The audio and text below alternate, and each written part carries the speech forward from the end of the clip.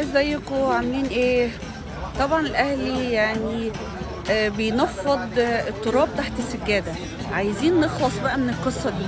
عايزين كل اللعيبه اللي ملهاش لازمه تمشي. يعني احنا في مهزله اللي حصل النهارده.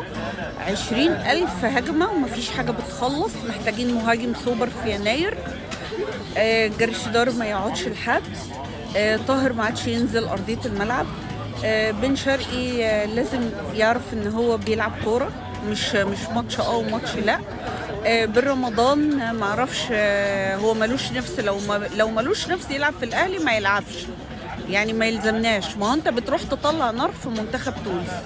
كان علولو بيطلع نار عندنا وبيلعب في منتخب تونس.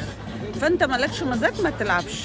يعني تمام، جبت اسيست بس بقيه الماتش بتعمل ايه؟ كميه يعني باصات غلط من هاني مرعبه. قفشه طبعا نزل عمال يحج ويلف حوالين نفسه. ف يلا بقى ربنا يسترها. طبعا بتروجيت بيدافع بال20 لاعب قدام المرمى.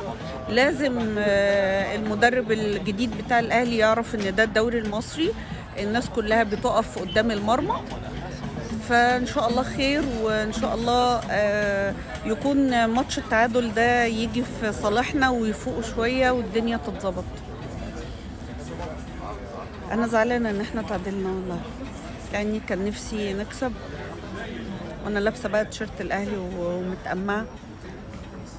يلا بقى، نصيب.